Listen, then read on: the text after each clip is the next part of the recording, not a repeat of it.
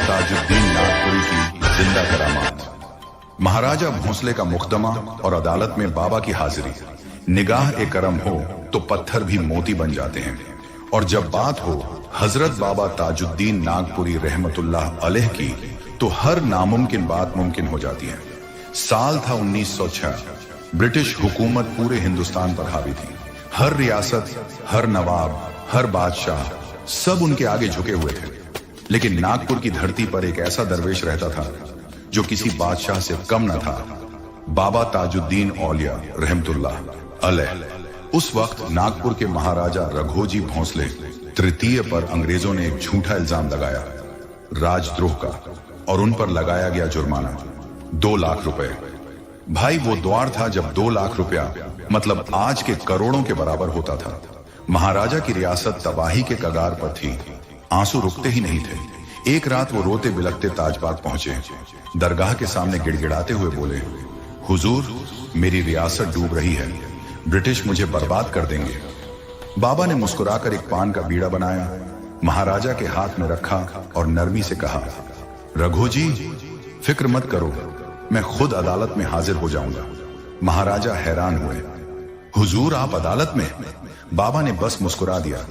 उनकी मुस्कान में एक यकीन था, अल्लाह पर और अपने वलीपन पर। दूसरे दिन अदालत में भीड़ थी।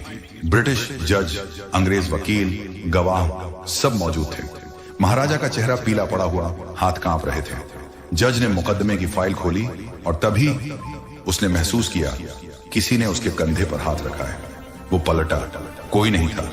लेकिन फिर कान में एक नरम आवाज गूंजी, यह मुकदमा झूठा है, महाराजा निर्दोष हैं। जज के चेहरे का रंग बदल गया। उसने टेबल पर रखी फाइलें उठाई और जोर से फेंक दी। गुस्से में ब्रिटिश वकील की तरफ देखा और बोला, यह मुकदमा झूठा है, महाराजा बेगुनाह हैं। पूरा हाल सन्नाटे में डूब गया। लोग दंग रह गए। ना कोई सबूत, ना कोई सफाई, फिर भी फैसला महाराजा के हक में। महाराजा की रियासत बच गई। ना एक पैसा जुर्माना, ना कोई सजा। जब महाराजा दोपहर में ताजबाग पहुंचे, बाबा वहीं दरगाह के बाहर बैठे थे, वहीं मुस्कुराहट चेहरे पर। महाराजा ने सजदा किया और कहा, हुजूर आज तो अदालत में कुछ अजीब ही हुआ। बाबा हंस पड़े और बोले, मैंने कहा था ना, मैं खुद हाजिर हो जाऊंगा। लोगों ने कहा, उस दिन अदालत में बाबा ताजुद्दीन औलिया रहमतुल्लाह अलैह अदृश्य रूप में मौजूद थे। जज को वही एहसास हुआ, वही हाथ, वही आवाज। यह थी बाबा की जिंदा करामात, जिसे आज तक ताजबाग की किताबों में लिखा हुआ है। कहा जाता है कि उस दिन से लेकर आज तक महाराजा भोंसले के वंशज हर साल बाबा के उर्स में चादर चढ़ाने आते हैं, क्योंकि वो जानते हैं अगर बाबा ना होते तो उनका वजूद मिट चुका होता। यह करामात सिर्फ एक कहानी नहीं, यह सबकड़ है कि अल्लाह के वली जहां चाहें वहां हाजिर हो जाते हैं। उनकी नजर ए करम से जालिम भी झुक जाते हैं और मजलूम का मुकद्दर बदल जाता है।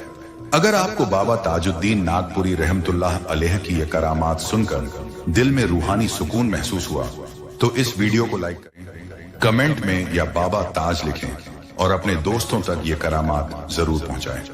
कौन जाने, शायद बाबा की नजर ए करम आप पर भी पड़ जाए।